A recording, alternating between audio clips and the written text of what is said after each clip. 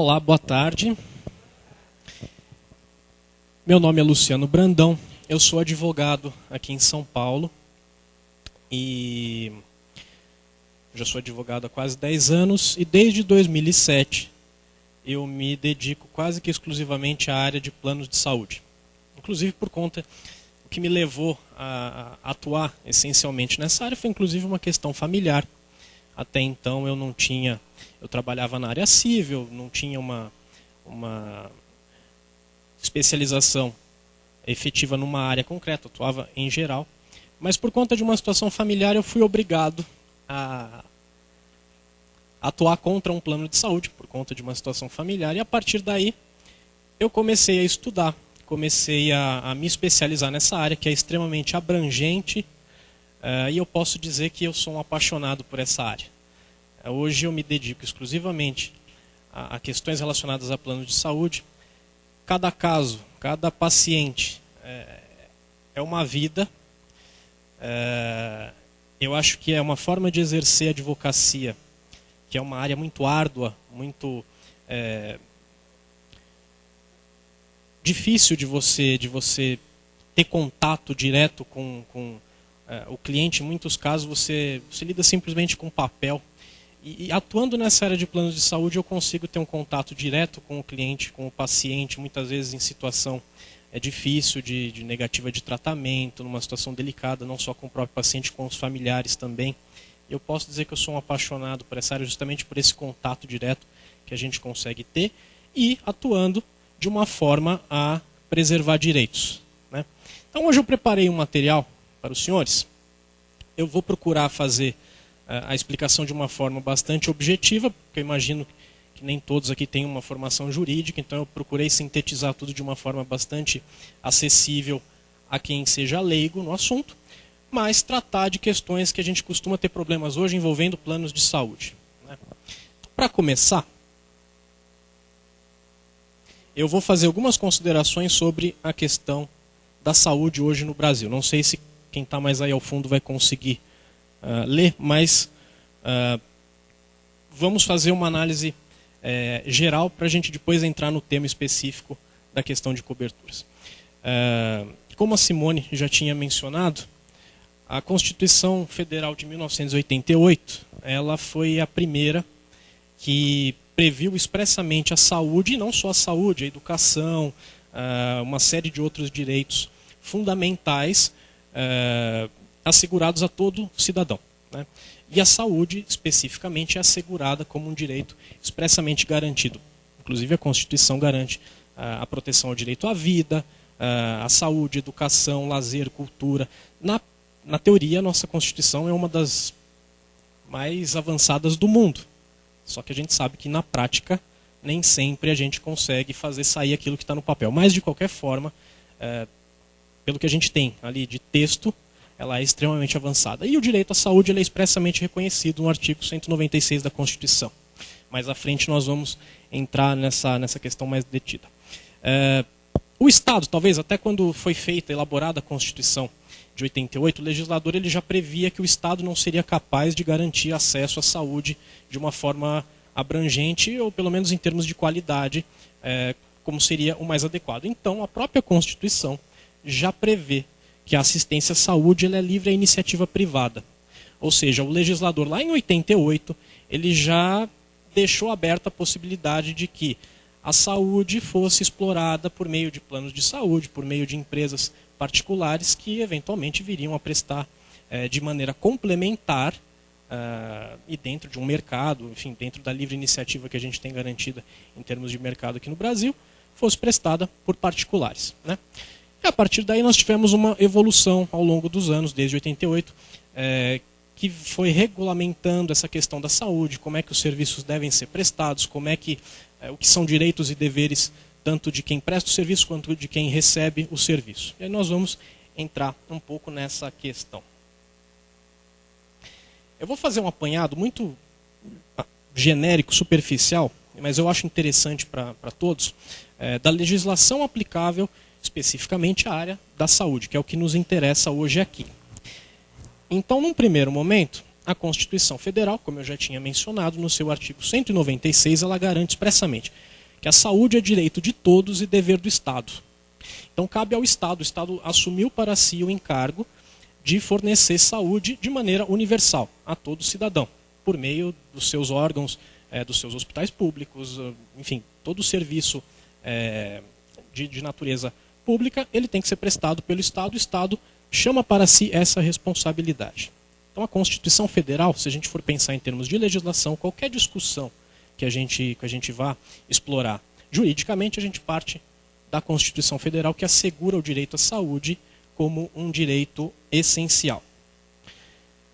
Posteriormente, a gente teve, e aí vejam que a Constituição é de 1988, aí cronologicamente a gente foi tendo uma evolução histórica. Em 1990, ou seja, 2 anos depois da promulgação da Constituição, nós já tivemos a edição do Código de Defesa do Consumidor, que já começou a regulamentar, óbvio que não exclusivamente com relação à saúde, mas também abrangendo a questão dos serviços prestados no âmbito da saúde, que garante uma série de direitos e deveres para quem usufrui de serviços. Havia uma discussão se os planos de saúde, os contratos de seguro-saúde estariam ou não sujeitos à aplicação do Código de Defesa do Consumidor. Isso é uma discussão que, durante muito tempo, até por falta de regulamentação, era uma questão ali bastante debatida.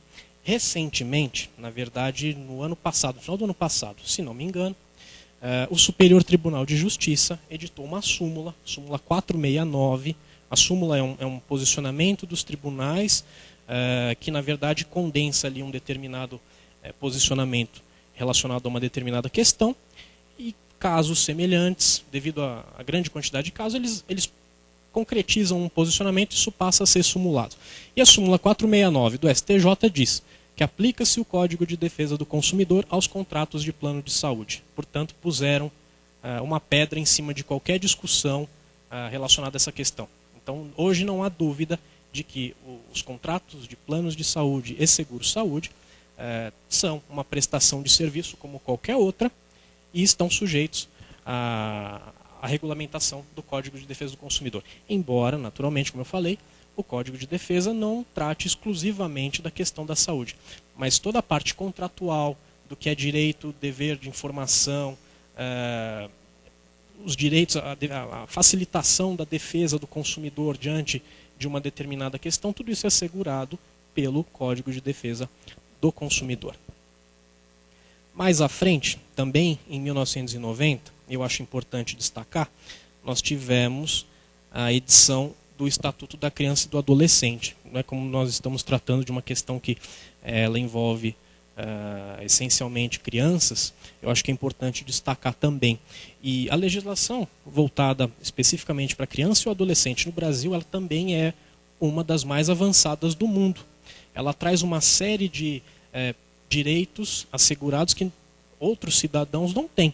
Na verdade, a criança, se a gente for verificar aqui, o artigo 3º e 4º do ECA, Estatuto da Criança e do Adolescente, ele garante o direito à proteção integral, a prioridade absoluta, e vocês vejam que ele garante, por lei, a efetivação dos direitos referentes à vida, saúde, alimentação, educação, esporte, lazer, profissionalização, cultura, dignidade, respeito.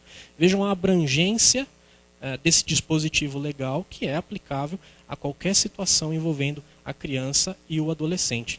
Inclusive, quando nós falamos no âmbito público mesmo, né, a palestra aqui, o que eu vou falar é voltado mais para o âmbito privado. Né? Inclusive, depois, parece que uma colega vai falar sobre a questão do âmbito público. Mas, no que diz respeito, sem querer invadir o tema da próxima fala, mas o Estado não pode se negar a garantir direitos previstos nessa legislação sob o argumento de que não tenho recursos ou tenho limite do que nós chamamos juridicamente a reserva do possível, porque o Estado, nós sabemos, ele tem que atender uma demanda muito grande em inúmeras áreas, mas ele não pode, no que diz respeito a direitos de crianças e adolescentes, se negar a prestar a proteção integral daquilo que a criança necessita e a proteção e a prioridade absoluta do que seja direito da criança, assegurado por lei pelo próprio Estado. E quanto mais na área privada, porque vejam também, que a própria legislação fala que isso é dever, assegurar esses direitos é dever da família, da sociedade e do Estado. Portanto, também aqueles que exploram determinadas atividades no âmbito privado, eu me refiro especificamente a planos de saúde e seguro-saúde, também eles exercem, embora dentro de um sistema capitalista, embora seja uma prestação de serviço mediante remuneração, mas também planos de saúde exercem uma atividade eminentemente social. Não só com relação a crianças, todos nós, né? A medicina não pode, a prestação da saúde não pode ser explorada eminentemente como uma atividade mercantil. Eles efetivamente prestam um serviço relevante, complementar à atividade do Estado e que tem que ser prestada observando-se essa função social, né?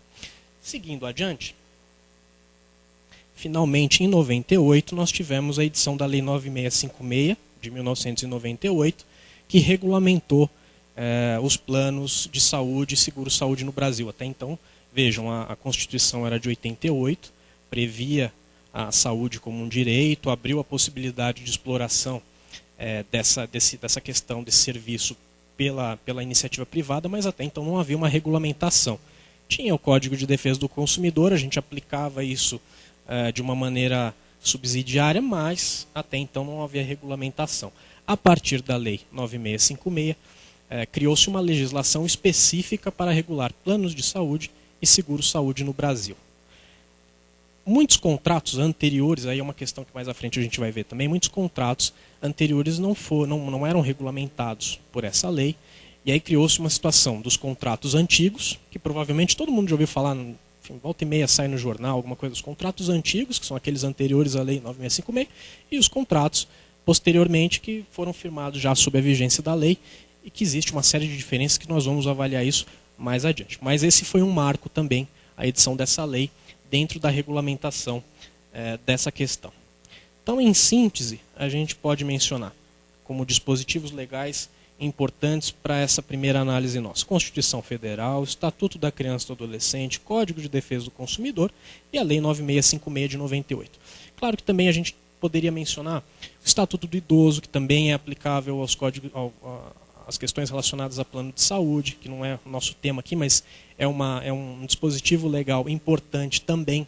A criação da ANS, que é a Agência Nacional de Saúde Suplementar, a gente tem o CONSUL, que é o Conselho de Saúde no Brasil, temos resoluções, temos normas, enfim, a legislação que hoje trata da questão de saúde no Brasil ela é muito complexa, ela é muito abrangente, mas essencialmente esses dispositivos legais são aqueles que a gente usa como base para qualquer discussão relacionada a essa área.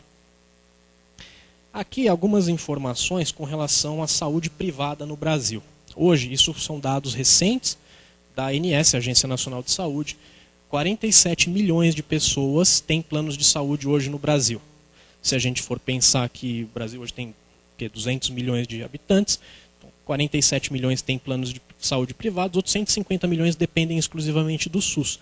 O que dá uma ideia da demanda que o Estado tem para satisfazer, e a gente sabe que os recursos são limitados. Então, imaginem esses 150 milhões que não têm plano de saúde, a situação, e a gente vê nos jornais também, que enfim, é uma situação bastante complicada. Mas, de qualquer forma, o número de pessoas que hoje vem adquirindo planos de saúde, inclusive por conta da economia, classe C e D hoje, ela já é uma consumidora cada vez maior de planos de saúde. Só que em São Paulo, por exemplo, 40% da população já tem um plano de saúde privado. Seja um plano empresarial que a pessoa tem ali por conta do trabalho, seja um plano individual, familiar e tudo mais. Partindo da premissa de que ao longo dos últimos 15, 20 anos a gente teve toda uma evolução legislativa, hoje a coisa deveria funcionar muito melhor. E a gente sabe que não é assim que acontece. As dificuldades que as pessoas enfrentam com planos de saúde, basta ligar a televisão e a gente vê. Tanto que agora, anteontem, saiu a notícia de que os médicos pararam aí o atendimento durante 15 dias, justamente para reivindicar melhores condições de atendimento e tudo mais. E o fato concreto é que, segundo o dado do Conselho Nacional de Justiça, esse dado é de 2010, hoje nós temos cerca de 240 mil ações em trâmite em todo o Brasil, tratando de questões relacionadas à saúde. Não só no âmbito privado, mas também no âmbito público, mas todas elas tratando aí de questões como fornecimento de medicamentos, de tratamento, de acesso a leito hospitalar, a cirurgias e tudo mais. Então são 240 mil ações, isso com dados de 2010. Hoje provavelmente esse número é muito maior e quase metade dessas ações aqui em São Paulo, no estado de São Paulo. Justamente porque a gente vê que o número de pessoas que têm um plano de saúde em São Paulo ele é muito alto, quase 40%, mais de 40% tem um plano, e a tendência é aumentar cada vez mais, justamente porque, como eu já falei para vocês, a economia vem aumentando a possibilidade de acesso da população, a classe C e D cada vez mais vem adquirindo produtos e serviços, e a verdade é que hoje um plano de saúde ele é um mal necessário. Se a gente for depender do serviço público de saúde, embora ele seja eficiente em muitos aspectos, mas não dá para contar exclusivamente com ele.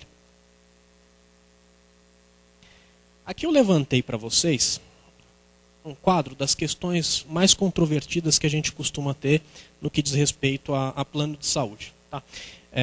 Esse quadro aqui, provavelmente quem está aí ao fundo não vai conseguir ver. Tem um sanitarista da USP, Cláudio Scheffer.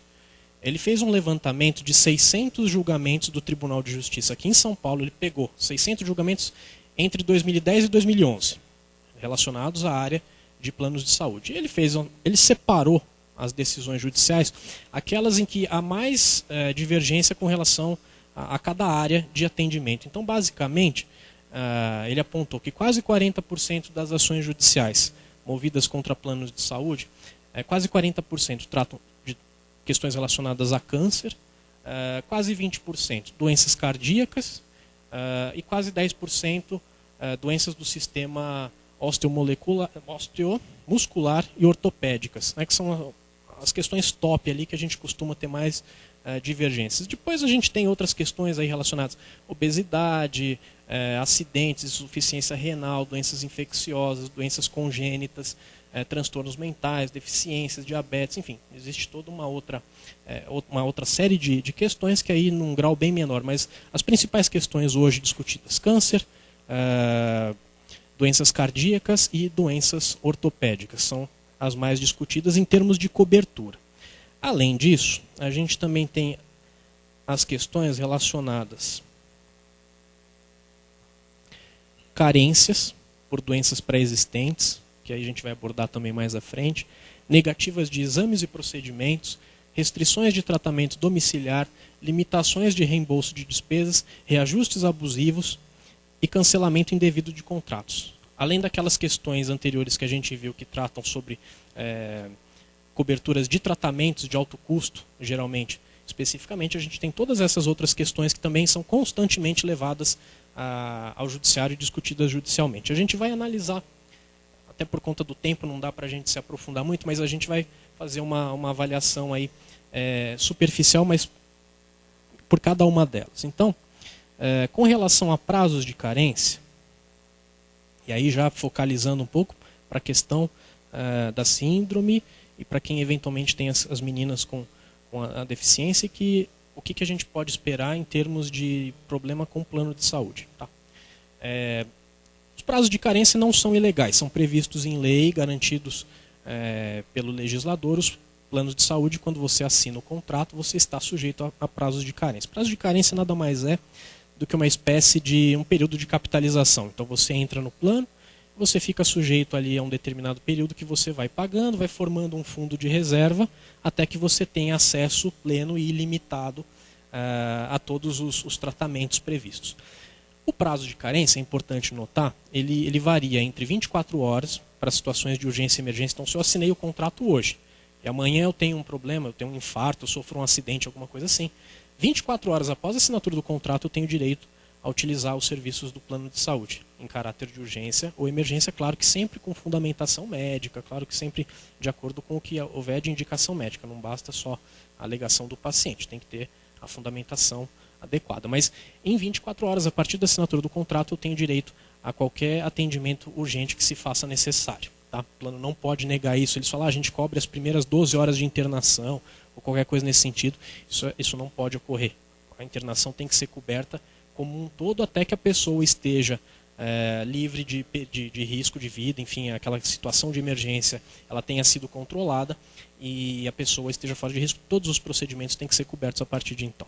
O prazo ordinário para carências é de 6 meses. Então, supondo que não haja uma doença pré-existente e também não haja nenhuma intercorrência ali nesses primeiros 6 meses em caráter de urgência e emergência, o prazo ordinário é de 6 meses. A partir de 6 meses não há o que se falar em qualquer tipo de restrição de acesso a tratamentos, exames, internações, procedimentos cirúrgicos ou qualquer coisa do tipo. A grande questão que gera dúvida é a questão da doença pré-existente. Então eu faço um contrato, até aguardo aqueles 6 meses sem saber de repente que tem uma doença, preciso de uma cobertura para um determinado tratamento, um exame, uma intervenção cirúrgica ou qualquer coisa nesse sentido. Faz-se a solicitação ao plano, o plano nega alegando que não, a doença é pré-existente. O que é uma doença pré-existente? Que sujeita o consumidor, o paciente, a um prazo de até 24 meses, até 2 anos. Ou seja, uma situação muitas vezes complicada, porque às vezes você faz um contrato, não sabe que tem uma doença, amanhã você é surpreendido com uma necessidade de um tratamento, alguma coisa assim, e o plano vem e alega, não, a doença é pré-existente, você não tem direito à cobertura, está sujeito a aguardar 2 anos para poder ter acesso. Dependendo do caso, a pessoa não chega nem a sobreviver 2 anos. Como é que fica? O que é doença pré-existente? O CONSUL, que é o Conselho Nacional de Saúde, ele editou uma resolução que conceitua-se o que é a pré-existência. A pré-existência é aquelas doenças que o consumidor ou seu responsável, quem faz o contrato, quem assina o contrato, saiba ser portador ou sofredor à época da contratação do plano. Aí a gente tem que separar duas coisas. Há casos em que a pessoa efetivamente omite naquela declaração de saúde, quando ela vai fazer a contratação, você tem que responder um questionário e falar, tem algum problema, já teve internação, tem alguém na família que já teve algum tipo de problema. Às vezes, infelizmente, não deveria acontecer, mas até o corretor, quando quer vender o plano, eles fazem qualquer coisa para vender o plano para a gente, eles mesmos preenchem a declaração de saúde e colocam coisas que nem sempre são verdadeiras. Não tem problema. Tem problema, porque depois, se você precisa discutir judicialmente, tem a questão da boa-fé também, né? Que você não pode...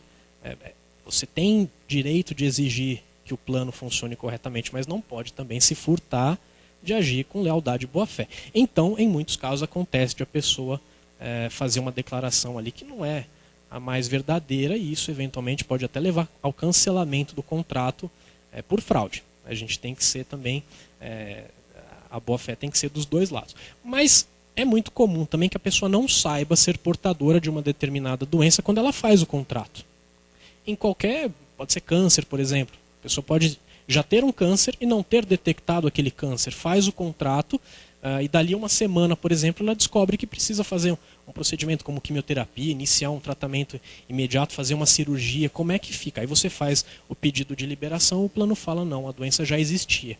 É possível que até já existisse, mas aí vejam vocês que o que a lei fala é da ciência do paciente de que à época da contratação ele já sabia ser portador daquela doença e já havia um diagnóstico médico da doença. Se não havia ciência por parte do paciente nem um diagnóstico médico, não há o que se falar em pré-existência e a pessoa tem direito ao acesso imediato. Se a gente for pensar no caso específico da síndrome de Rett, a partir do diagnóstico é que a gente poderia ter eventualmente alguma restrição de atendimento de cobertura. Antes não. Possivelmente, inclusive, porque, me corrijam se eu estiver errado, mas possivelmente é uma doença congênita. E doenças congênitas, em tese, estariam sujeitas ao período de 24 meses.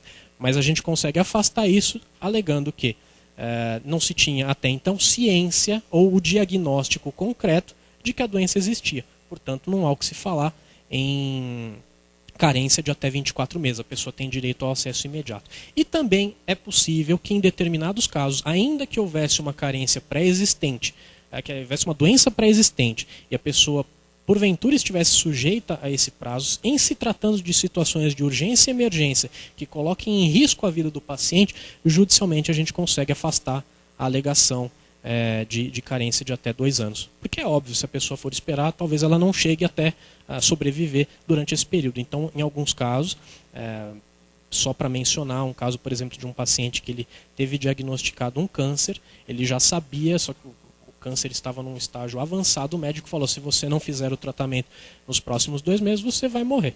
E aí o plano falou, não, ele já sabia, já tinha, enfim, a gente não vai cobrir. Judicialmente, a gente demonstrou o risco de vida com laudo médico, atestado médico, e conseguiu-se a cobertura. Então, basicamente, a questão da pré-existência ela depende da ciência do paciente e de que aquela doença já exista no momento da contratação e já tenha sido diagnosticada. Sem isso, não há o que se falar em carência de 24 meses por doença pré-existente, e em casos de urgência e emergência é possível afastar essa imposição. Na dúvida, a gente tem uma presunção em favor do consumidor, garantida inclusive pelo Código de Defesa do Consumidor. Presume-se a boa-fé de quem está firmando um contrato de plano de saúde. Então, eventualmente, se o plano alegar, não, a pessoa já sabia, mentiu, adulterou dados que ela já tinha conhecimento, mas essa prova, ela cabe ao plano de saúde. É claro que o ideal é que ninguém minta. Contrate, fale a verdade, se tiver algum problema é até melhor a pessoa declarar e depois brigar para ter acesso ao tratamento do que omitir e eventualmente o plano até conseguir cancelar esse contrato por ocorrência de fraude. Seguindo adiante, questão da limitação de exames e procedimentos, né? E aí entra a questão do exame molecular, para o diagnóstico da síndrome de Rett e tudo mais. Via de regra, os exames diagnósticos eles são cobertos normalmente pelo plano, a pessoa inclusive tem acesso a esses exames de uma forma, enfim, mais simples, né? Não precisa nem cumprir aquele prazo de 6 meses. Às vezes, com 30 dias, você já tem direito a fazer exames laboratoriais, qualquer coisa nesse sentido. O grande problema são os exames de maior complexidade, os exames mais caros, que normalmente os planos criam problema porque efetivamente eles não querem cobrir esse tipo de despesa. E a desculpa mais corriqueira, mais simplória possível é de que o tipo de exame, muitas vezes, de que o paciente necessita não está previsto no rol de procedimentos da Agência Nacional de Saúde, da ANS, ou de que o procedimento não está previsto em contrato, né?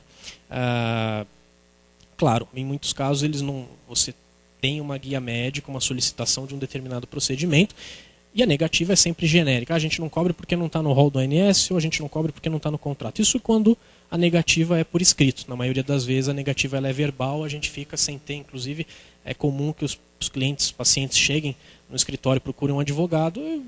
Cadê a negativa? Não tem, eu só liguei lá, eles me falaram por telefone que eu não tinha acesso. Isso em muitos casos dificulta até qualquer medida judicial, é feito de propósito para dificultar ao máximo que a pessoa, que o consumidor procure os seus direitos, mas a gente consegue judicialmente demonstrar essa questão. Inclusive, até a título de curiosidade, hoje existe um projeto de lei que torna obrigatório que qualquer negativa de cobertura a determinado procedimento ele seja feito por escrito, dentro de um prazo mínimo ali de 5 dias. Para a pessoa justamente ter base para falar por que vocês estão me negando um determinado procedimento, por que estão me negando determinada cobertura, até para que eu possa me defender. Então existe esse projeto de lei, não foi votado ainda, é apenas um projeto, mas de qualquer forma é um avanço dentro do que a gente pode esperar na prestação do serviço. Em termos do que a gente tem de posicionamento judicial, hoje é praticamente pacificado dentro do judiciário que o rol de procedimentos da ANS, que é aquele rol com todas as coberturas que o plano ele é obrigado a fornecer, esse rol ele é meramente exemplificativo, ele não é um rol taxativo. Então, mesmo que um determinado exame ou um determinado procedimento ele seja indicado e justificado, claro, pelo médico assistente do paciente, mesmo que ele não conste do rol de procedimentos, ele tem que ser custeado pelo plano de saúde. O que nós argumentamos? A medicina ela é uma ciência, ainda mais hoje em dia, que ela muda de uma maneira muito rápida. Todo dia são descobertos novos procedimentos, novas técnicas. Então, o rol ele não é atualizado constantemente, ele é atualizado a cada 2 anos. Então, é muito possível e provável que você tenha hoje uma determinada técnica que não consta efetivamente do rol.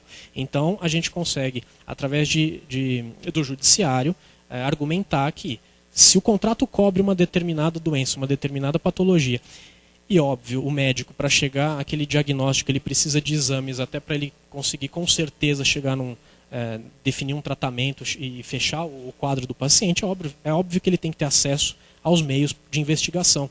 E os exames estão aí justamente para isso. Então, o judiciário tem se posicionado no sentido de garantir. Houve indicação médica, é uma técnica adequada que garante o correto diagnóstico ou tratamento do paciente, ela tem que ser coberta independentemente de constar do rol da ANS e independentemente de haver previsão expressa no contrato ou não. Na verdade, no contrato, o que a gente tem que ver? Aquilo que é excluído expressamente. Não está excluído expressamente, tem que ser coberto. Trocando em miúdos, é mais ou menos isso. É impossível que dentro de um contrato eles vão ali fazer de uma forma tão detalhada que consigam fechar tudo aquilo que você tem direito ou não. Então, basicamente é isso. Houve uma negativa de cobertura, verifica as exclusões daquilo que está coberto e aquilo não está. Se não estiver dentro das exclusões expressamente previstas em contrato, você tem direito à cobertura. Se houver negativa, judicialmente você consegue, de maneira muito rápida, você consegue a liberação desse procedimento. Aqui a questão também, o médico, o assistente do paciente, ele tem autonomia e liberdade de indicar não só os exames necessários, como definir, claro que em conjunto com o paciente, com o seu responsável, qual o melhor tratamento mais adequado, mais eficaz para aquele caso específico do paciente. Portanto, não cabe aos planos de saúde dizer qual é o melhor tratamento ou não. Se o médico ele determina uma linha de conduta que ele entende que é a mais adequada para o tratamento de um determinado caso, o plano não pode negar a cobertura e dizer, não concordo, acho que não precisa desse exame, ou acho que esse tratamento não é o mais adequado. Isso fere, inclusive, o Código de Ética Médica no que diz respeito à autonomia do profissional. Né? Inclusive, um dos motivos que levaram os médicos aí a pararem por 15 dias de muitos planos de saúde foi justamente essa ingerência que existe. Se não me engano, saiu uma pesquisa do Conselho Regional de Medicina aqui em São Paulo, que 90% dos médicos dizem que sofrem ingerência por parte dos planos de saúde. Claro que, enfim, foi uma pesquisa feita ali anonimamente, eles responderam, mas 90% dos médicos, eles sofrem intromissão indevida de como eles devem conduzir o tratamento, porque é óbvio que o plano ele quer reduzir custos ao máximo. Então, se o médico pede um determinado exame, não, esse exame não era necessário. Ou se o médico solicita um determinado material, esse material não é preciso, poderia fazer com outro. Mas a verdade cabe do médico, do paciente, definir qual é o melhor tratamento, quais são os recursos que ele precisa utilizar, e não cabe ao plano fazer qualquer ingerência com relação a isso. Então, nos casos em que há uma invasão da autonomia do profissional médico, a gente também judicialmente consegue afastar essa intromissão por parte do plano. Dando andamento, a questão da limitação temporal de internação. Né? Oi? Falaram uma coisa? Não? A questão da internação, tanto hospitalar, quanto depois também a gente vai falar da questão do home care. Mas o fato é que não pode haver qualquer tipo de limitação temporal de internação. A gente tem uma súmula 302 do Superior Tribunal de Justiça, seja uma súmula até mais antiga, que considera abusiva a cláusula contratual de plano de saúde que limita no tempo a internação hospitalar do segurado. Casos houve já em que o plano tinha em contrato, inclusive previsto ali, que eles cobriam apenas as primeiras 24 horas ou até um mês de internação, e que a partir daí o paciente tinha que arcar com as despesas daí decorrentes. Um absurdo. Se você faz um contrato justamente para, em caso de necessidade, ter a cobertura e você paga isso durante anos e anos, não faz sentido que você tenha cobertura ali de um período irrisório e dali para frente, seja o que Deus quiser, você se vire para se descapitalizar. E tem gente que vende carro, vende casa, vende... Né, e é uma situação bastante complicada. Então, por conta disso, a súmula do Superior Tribunal de Justiça apontando expressamente que qualquer limitação em termos de internação hospitalar ela é ilegal e inclusive pode ensejar dano moral. Se você tem um paciente internado, o plano lhe cobre um determinado período, dali para frente ele se nega a cobrir. O paciente que venha a sofrer uma interrupção do seu tratamento por conta de uma alegação nesse sentido, eventualmente cabe uma indenização por dano moral também, que a gente vai ver mais à frente.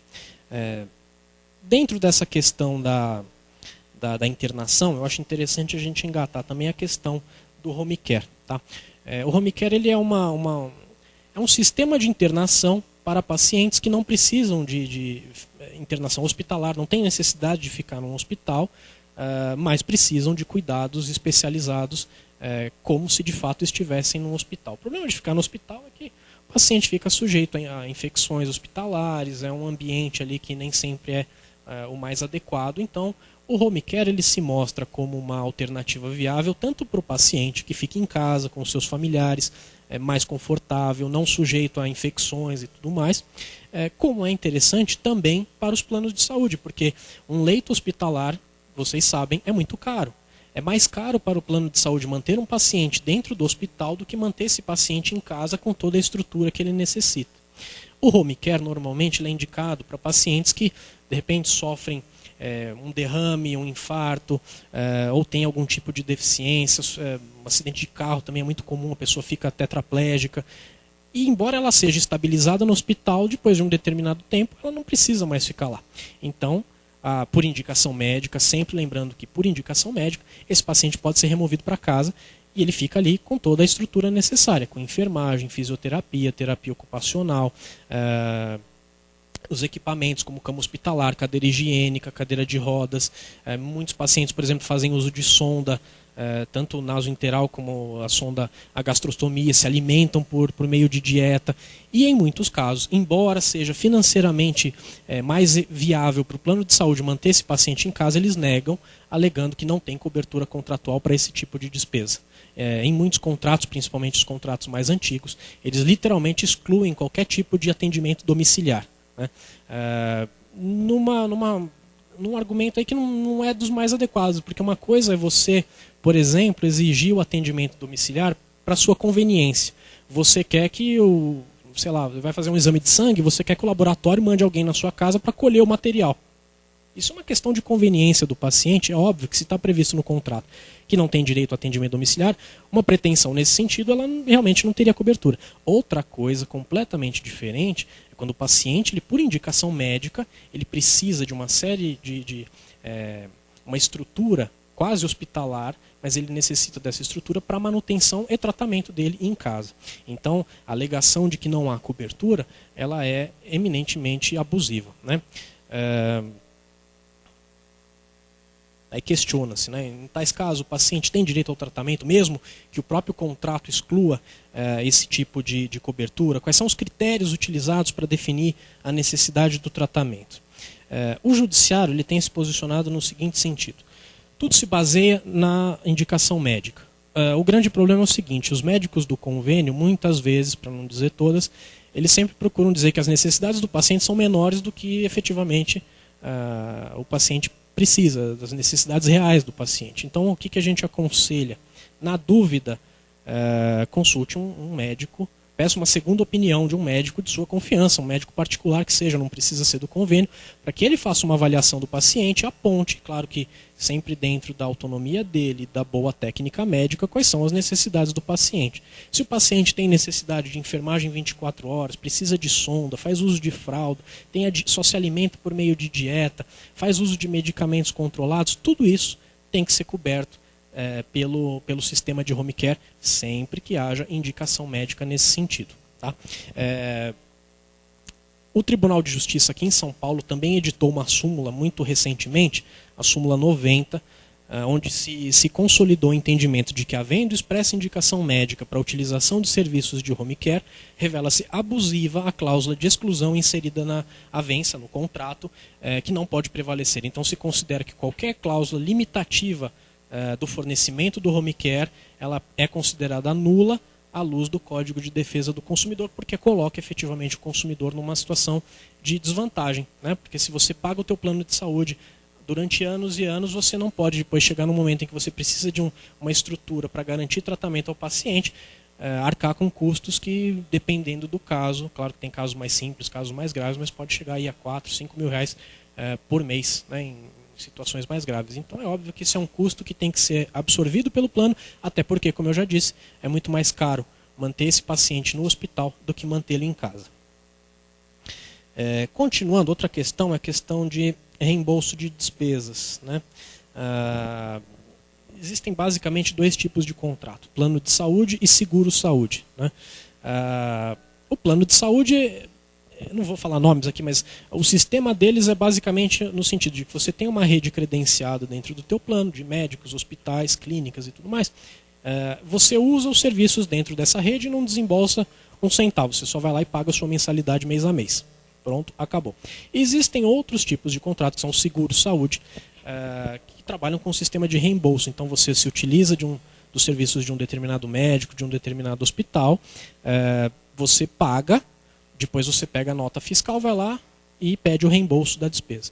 O que acontece em muitos casos? Você tem uma despesa, digamos uma cirurgia ou qualquer coisa nesse sentido, você gasta 20 mil reais, por exemplo, quando você vai pedir o reembolso, eles te reembolsam 2 mil, 3 mil reais.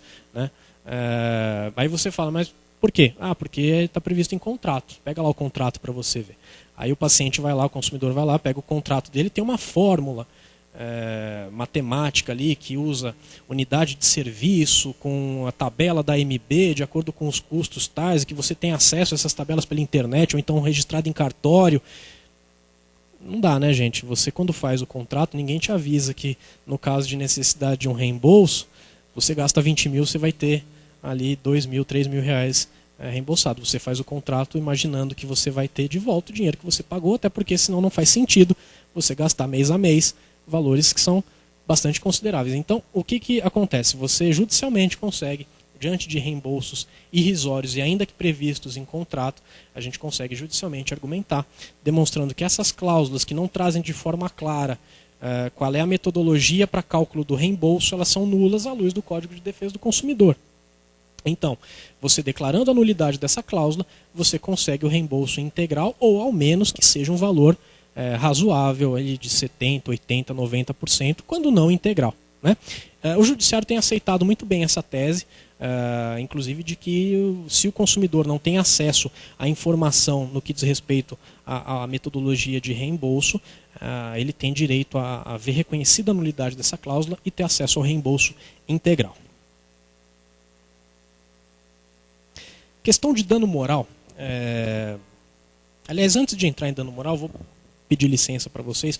A questão de cobertura de órteses e próteses, que também é uma questão bastante controvertida e que até na verdade eu não coloquei aqui, mas depois quando eu cheguei a Silvana me falou que era uma questão também de interesse para vocês, então eu vou, não está aqui no slide, mas eu vou mencionar, vou conversar um pouquinho com vocês sobre essa questão de órteses e próteses. Tá?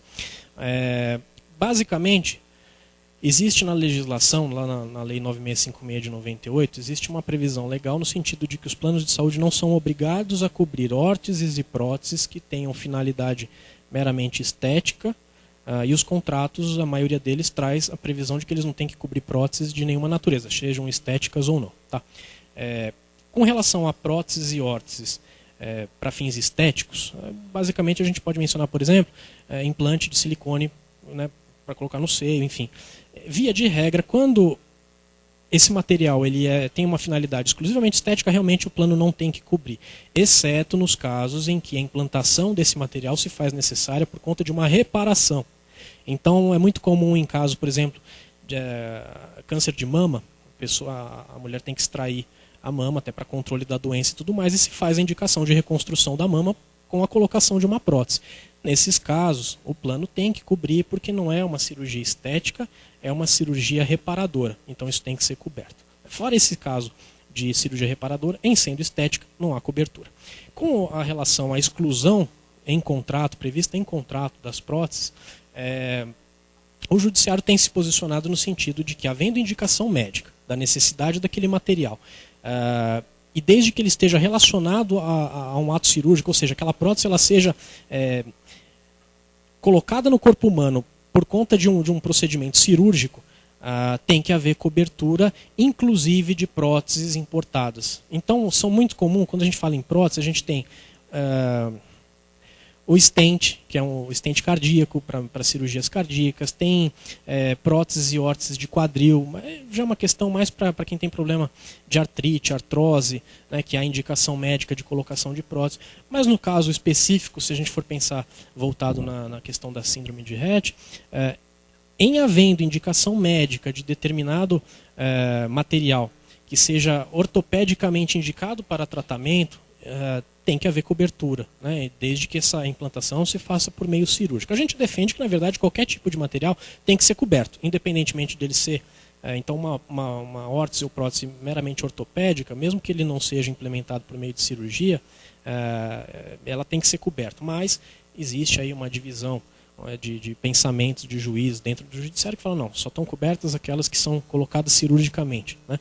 Mas, de qualquer forma, é uma questão que fica em aberto e, de uma maneira geral, em havendo indicação médica, o plano tem que arcar com essas despesas e, em havendo indicação do uso de material importado, esse material tem que ser custeado. Até porque a gente sabe que o material importado ele tem uma durabilidade, uma qualidade maior, a adaptabilidade do material ele é mais, ele, às vezes, dependendo do caso, ele é mais adequado do que o material nacional. Então, só abrindo esse parênteses, órteses e próteses, havendo indicação médica, devem também ser cobertas. Voltando na questão do dano moral, questiona-se se a negativa de cobertura... Meu tempo já está... Como é que está meu tempo? Eu não sei. Está dentro do... Tá bom. Já estou terminando já. Eu me empolgo, eu vou falando e... questiona-se se a simples negativa de... Simples, entre aspas, né? A negativa de cobertura de um determinado procedimento ou tratamento, ela gera automaticamente dano moral, né? Essa era uma questão muito discutida, ainda é, principalmente aqui em São Paulo. O tribunal aqui em São Paulo ele é muito conservador. Eles partem do princípio de que o descumprimento do contrato, na verdade a interpretação do contrato, se a pessoa tem ou não direito de uma determinada cobertura, se aquilo deve ou não ser coberto, enfim, o simples fato do plano se negar a uma determinada cobertura não dá margem necessariamente à ocorrência de dano moral. Isso é discutível, inclusive no Rio de Janeiro tem uma súmula, é que os tribunais cada um tem ali o seu posicionamento regional, mas no Rio de Janeiro, por exemplo, já existe uma súmula 219 do Tribunal de Justiça lá do Rio de Janeiro, que aponta o seguinte: enseja dano moral a indevida recusa de internação nos serviços hospitalares, inclusive home care, por parte do seguro-saúde, somente obtidos mediante decisão judicial. Então, o tribunal lá no Rio de Janeiro, eles já presumem que o fato de eu ser levado a acionar o judiciário, entrar com uma ação para exigir uma coisa que eu teria direito, já enseja dano moral, né? Aqui em São Paulo, o tribunal ainda é muito conservador, eles acham que é só uma questão contratual. Mas em muitos casos, inclusive nos tribunais superiores, em Brasília, STJ, STF, já existe um posicionamento mais liberal, em sintonia com esse posicionamento no Rio de Janeiro, no sentido de que se a